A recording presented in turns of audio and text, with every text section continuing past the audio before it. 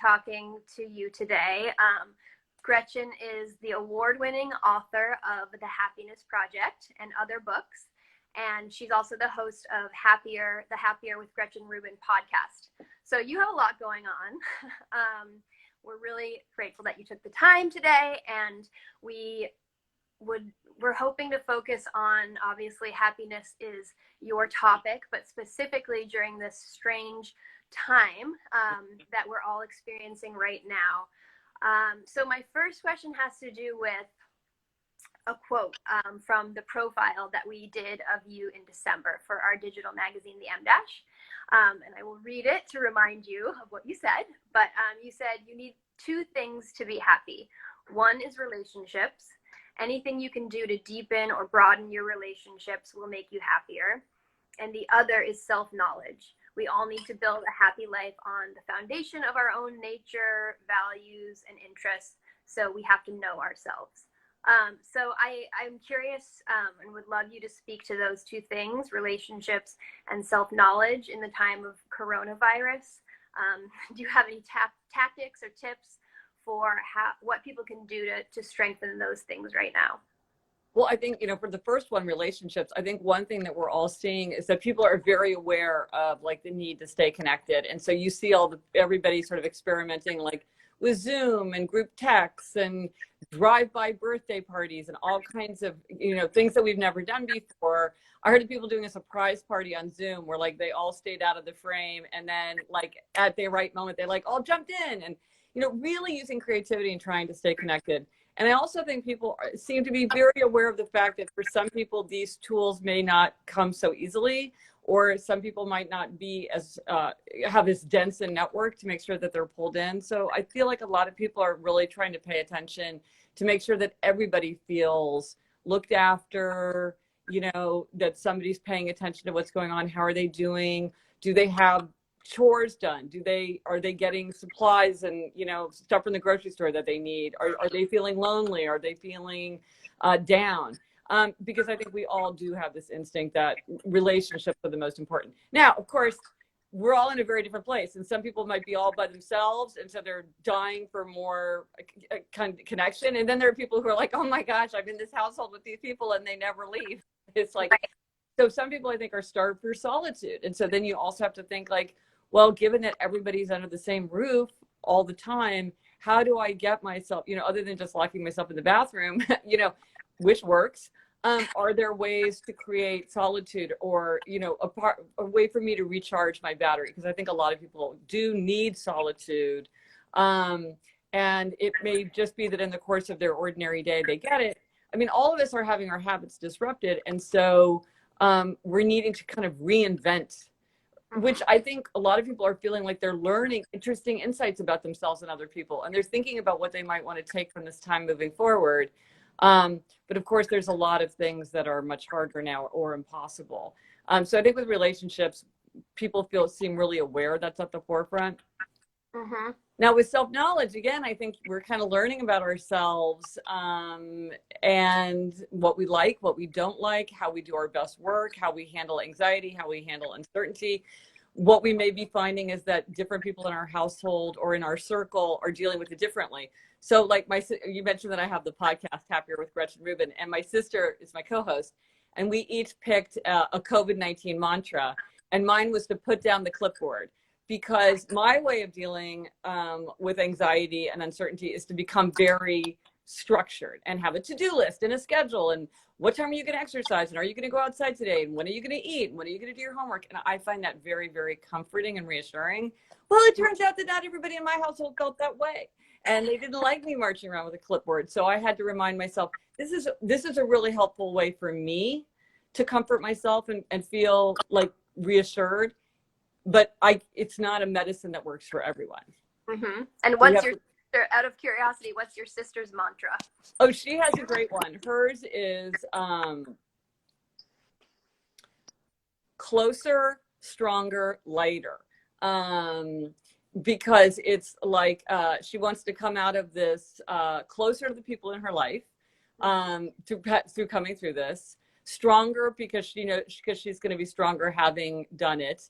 and lighter, and that she's a type 1 diabetic, and so she really wants to eat right and like hang on to her healthy habits during this period, and also to have a lighter try to have a lighter perspective and a lighter mood, kind of in her atmosphere. And I'd be super curious if other people watching, like, does anybody else have like a COVID-19 mantra, or people like me who like structure? Like, give me a thumbs up if you like structure, because I love structure, but then some people are like, the spontaneity of this time is great for me. It feels like it's hitting different people differently. I feel like what everyone's saying is like, we're all in this together, but actually people are having such different reactions to it and experiences. So I think at first we thought we were all supposed to be feeling the same way. Yes. In a way, it brings out the things about us that are totally unique. I'm trying to think if I have a mantra. I think in general, I've just been trying to not feel guilty about things unnecessarily. Like if I sleep a little later one day, or if I don't keep a routine, not beating myself up over it, and trying to be a little bit more open-minded about like, maybe I can use the flexibility of this moment to figure out a more efficient way to work, or to discover things I don't know about myself and sort of my natural rhythms. So yeah. Well, one thing I have I came up when I was working on my book Better Than Before, which is about habit change. I realized that I created this 4 tendencies framework, which divides people into 4 categories: upholders, questioners, obligers, and rebels. And one of the things that framework makes clear is that like some people do really well with things like deadlines and supervisions when they're accountable. And so they really need that to feel good about how they're going through their day or what they're getting done, or even to do things like do their meditation, do their yoga, read a novel, and other people don't. And then some people really love spontaneity, and some people are like me and they love structure, and they kind of feel unbounded when there's too much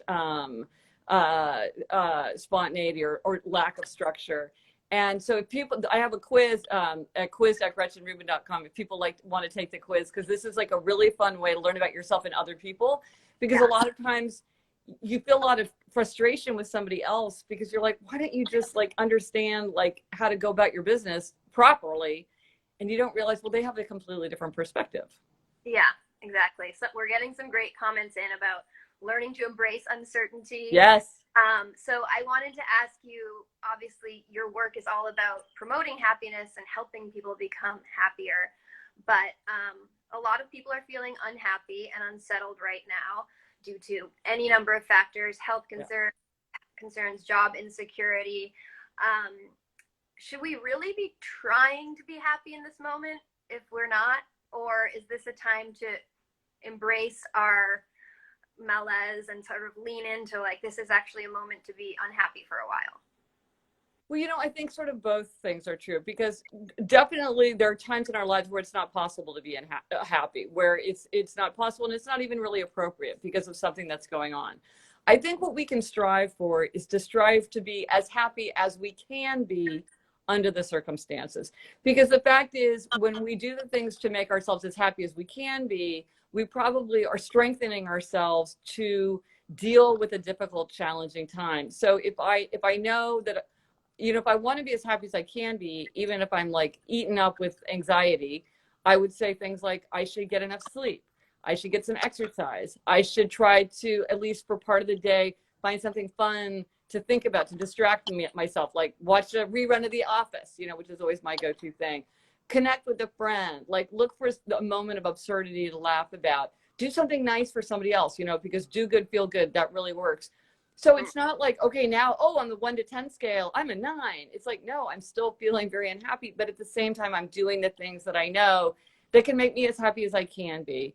And really, that is how we have the wherewithal to deal with really difficult situations. Because sometimes you feel like, if I just stay up all night, if I make myself frantic, somehow in some sort of superstitious way, I'll ward off the worst outcome.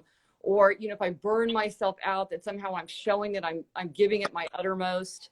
Mm-hmm. But often that's just not really the case, and that actually we'd be better off trying to get 7 hours of sleep if we could, mm-hmm. instead of, staying up late frantic. So even when it's not possible to be happy, I think we can try to be happier. Yes. Okay. Great advice. And then what about the flip side of that equation? Because there are a lot of people right now who, actually are pretty content and comfortable. Maybe they're finding like unexpected joys in this moment and feeling weird about that. Like this feels like a time when we shouldn't feel happy. There's so much pain surrounding us. So how do we own and enjoy our own happiness while still honoring the gravity of this larger cultural moment? Yeah, I think you're exactly right. I think that sometimes people feel like, well, it's not really morally appropriate for me to be happy or to think about how I can be happier given the dire circumstances of the world. But in fact, what research shows, and I think common experience bears this out, is that people who are happier are more interested in the problems of the world, and they're more interested in the problems of the people around them. So they donate more money, they volunteer more time, they're more likely to help out. If a friend or a family member or a colleague needs a hand, they make better team members and better leaders. They tolerate frustration better, they have healthier habits. When we're happy, that really helps us to turn outward and to think about other people. And when we're less happy, then we tend to start feeling very preoccupied with our own problems. So I think it's not like I can be happy, or I can, it doesn't help the world if I'm unhappy. Actually, it helps the world if I'm happier, because it will probably make me more willing and more effective to try to do things to help. Sometimes there's this feeling like, oh, if you're happy, you just want to drink mojitos on the beach. But actually, happy people are like, we need to distribute malaria nets more effectively. It makes us want to turn outward. And so, it's that old thing about put on your own oxygen mask first. Yeah. It really does help. Okay, I love that. So don't be concerned if you do feel happy right now, but try to use it in order to look outwards. Yes, exactly. Yes. Exactly. Okay, switching gears to talk about career a little bit, since this is Emma LaFleur and a large part of our audience is professional women. It's a strange time for many professionals right now, for various reasons. Some people have been laid off, some people have had to pivot their businesses or scale back. I think no matter what situation you're in, you're sort of wondering what things are going to be like when and if we return to normal. So I'm curious about how we can all use this time to reflect on our careers in a positive way and hopefully emerge from quarantine feeling empowered and motivated no matter what we're going back to. Yeah. Well, I think one thing that we can do is sort of use this time to invest in our work future. So there's little things we can do, like maybe you need to update your resume, or maybe you've got like a LinkedIn profile and you haven't kept it up to date, or maybe you haven't kept track of your accomplishments or like skills that you've gained. Maybe during this time, maybe there's a certification that you could get, or maybe there's some kind of software that you could learn to use, in kind of the press of everyday life. Sometimes we think, well, this would work really well. Like I know my sister uses a software. She's a television writer, and she needed to update her software program for First Draft, which is what everybody uses. But she's like, I just couldn't take the time to do it, even though I knew it would help me work more efficiently. And everybody's like, oh, you got to update it. It's great. She just like couldn't deal with it. Yeah. Now's the time, like figure out how to invest in these things that are going to pay off in more productivity and efficiency later. Because a lot of times there is a learning curve, and like maybe now is a good time to get familiar with it. And it's also a great time, like if you need to clean out files, if you need to, there's a lot of times there's kind of drudge work that hangs over our heads. It kind of clutters our space. For a lot of people, outer order contributes to inner calm, and that's true in our work lives too. And feeling like, okay, I've unsubscribed from all those trash industry newsletters that I keep getting signed up for against my will. Okay, I'm going to go in and unsubscribe to keep my email inbox cleaner. I'm going to go through those files and get rid of those papers that just make me feel like, oh, I need to, it's just that nagging task. Things that can be done at any time are often done at no time. And so sometimes it's just helpful to say, like, a half an hour a day, I'm going to deal with this, or maybe you switch jobs and you have a couple boxes from your old job and they've been sitting there for 2 years. Now could be a good time to tackle something like that. That would give you a feeling of refreshment and like sort of renewed energy and focus as you go forward. Okay, wow, you're good. You're motivating me. Yeah. So those sound like kind of micro things we can do to help ourselves regain a sense of control about what's coming next. What about larger scale shifts in our careers, and people who might have used this time for deep self-reflection and realized they want to make a career change or some other type of major shift? Do you think this is the right time to be thinking through all of that? I think it's a great time to be thinking through, and I'm a huge fan of like the pros and cons column on the piece of paper. I think this is a terrific time for self-reflection, and I think for some people there's going to be a kind of practical kind of reflection, which is, you know, going forward, I may need to really try to reduce my expenses. Could I have a roommate? Could I move back home? Could somebody move in with me? Should I move to a different neighborhood or a different city where it would lower my living costs? Are there major changes that I want to start to think through? Or maybe I want a career shift. Maybe this is making me realize this isn't right, or I need to make a change. I do think that because there is so much, and this is just me saying this, you know, like perspective of one, when there's a major change like this, I think you want to be careful about also making a major change, partly because it's going to be logistically complicated, and also because there may be consequences that you're not anticipating. And so it may be a time where you want to start thinking about it, but let it play out a little bit rather than kind of turning on a dime.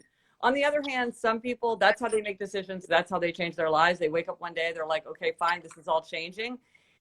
I've seen that work. But so much is in flux right now. And I think that's part of what people are finding challenging. There's so much uncertainty right now. So it's hard to know kind of what the implications of certain decisions might be, say, in a year. So it might be a time not to be too hasty. Okay. All right. What about on sort of a day-to-day basis as we start to reemerge into the world or not?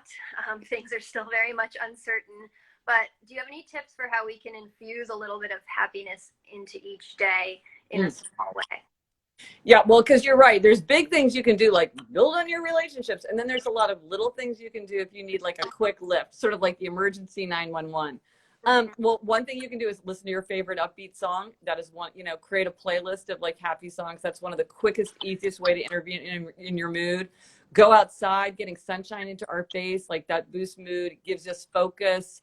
It helps create, especially if you go out in the morning light, it helps reset your circadian rhythm. So that's important for all kinds of systems in our body, especially going to sleep. So if you're having trouble sleeping, that can be a really useful thing to do. Get some exercise. You know, it does not need to be, you know, a 5-mile run. This is like something like just like a 20-minute walk, a 10-minute walk can really boost your energy and your mood. Connect with somebody else. Maybe you're walking down the street and you've got on a mask and someone else has got on a mask, but you can still give them a cheerful hello and a smile. They'll be able to see it from your eyes. Or, you know, call someone, email someone, my favorite way to reach out is to send somebody a photo. You know, like I'll take a picture of my dog and send it to my parents or something. And that's kind of a quick touch point. Doing a good deed for someone else. Like maybe you told somebody you were going to make an email introduction and you haven't quite got around to it yet. Even like a very small thing to help someone else. Obviously it's the right thing to do. It's a good thing to do, but it also will make us feel better. One of the best ways to make ourselves feel happier is to make other people happy. I think there's, you want to look for little treats in your day, and that's healthy treats. So unhealthy treats are things that like feel good right now, but like maybe make us feel bad later. Things like that extra brownie or that extra glass of wine, or like that, you know, that indulgence. But something like maybe you take a little while and work on a crossword puzzle. That's my husband's favorite treat. Or you play with your dog for a little while, or like I'm a perfume freak. And sometimes I'll just go, if I don't have any perfume on, I'll be like, I'm going to go put on a new perfume and, you know, and just love, or I'll do something like smell vanilla. Here's a fun thing to do. Go taste some ketchup. Ketchup, I've been reading about ketchup because my next book is going to be about the body and the senses. Okay. Of ketchup, of the 5 senses, ketchup is 4 out of 5. It's sweet, it's salty, it's sour, it's umami. The one thing it's not is bitter, which is like our least favorite taste sensation. So, you know, there's all these little things that we can do when we take a minute and say, like, how can I give myself a little lift? There's a lot of things we can do. That's amazing. You're reminding me of a friend I had from college who, when she was a child, she loved ketchup so much that she wanted it with every meal, and her parents tried to figure out a solution. So they ended up making her ketchup popsicles. And I know it sounds really disgusting, but she sort of lived on ketchup popsicles for a few years of her childhood. So maybe some people are in need of that right now. Well, isn't that fascinating? That is not something that I would purchase if I saw it in the freezer section of my grocery store. But I applaud the ingenuity of the parents. Yeah. Um, okay, so we're getting a ton of comments, most of which are just people saying how much they love you. Oh, well, that's good. And they love the non-judgmental manner of your suggestions. One person says she's a fellow list maker and she can relate to the need for control. I think a lot of our listeners probably can. One thing I wanted to ask you about is we mentioned in one of our conversations that our summer campaign and collection is called Ready To. And the idea behind it is just, as the world begins to open up again, we've all been sort of trapped at home thinking about what's coming next and what are we most excited to do once we gain a little bit more freedom. You mentioned that you're ready to visit the Metropolitan Museum. And before the pandemic hit, you had started your Met experiment. So I would just love to hear a little bit more about what that is.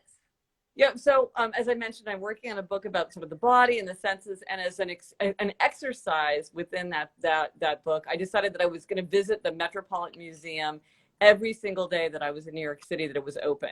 And this had I didn't really know what to expect from it, but it turned out to be the most refreshing, delightful exercise. I just loved going every single day, and I was slowly working my way through the museum.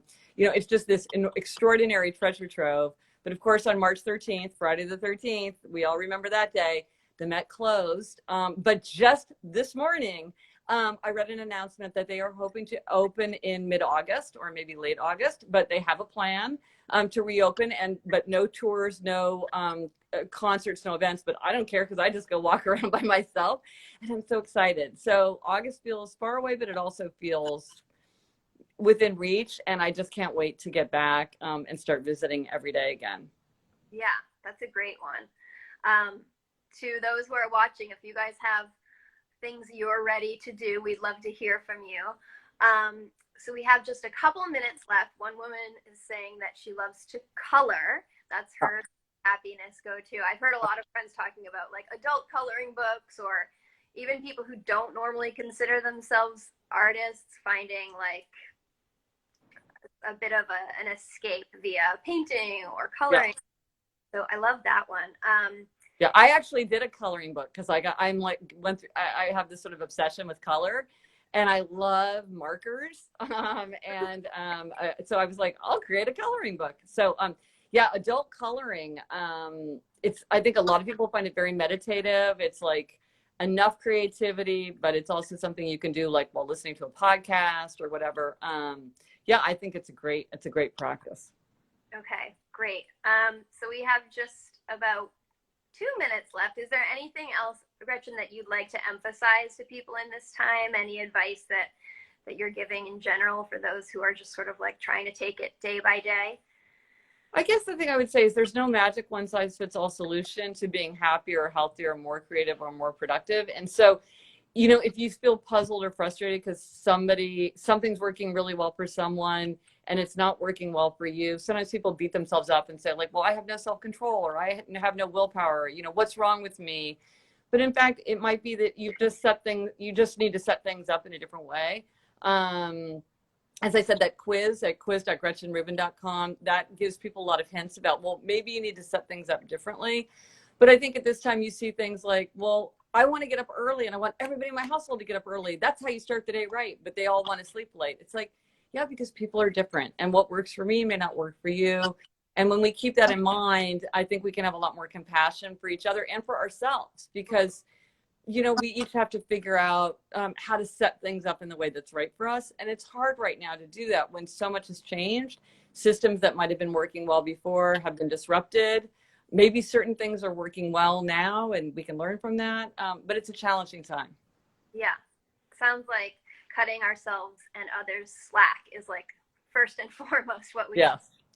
One commenter said, the British Bake Off coloring book is awesome. Oh, yes. I didn't know that existed, but I feel like that combines a lot of people's favorite things. Yes, it does. That's a great like atmosphere to be in, is that show. Yes. Okay. Well, thank you, Gretchen, so much for joining us. I know that people were really looking forward to this conversation, and thank you for sharing all your wisdom with us. We will be posting this in our feed soon, so if you missed part of it or if you want to rewatch it, you can catch it there. Thank you so much. I so enjoyed talking to you. Thanks for having me. Okay. Have a good day.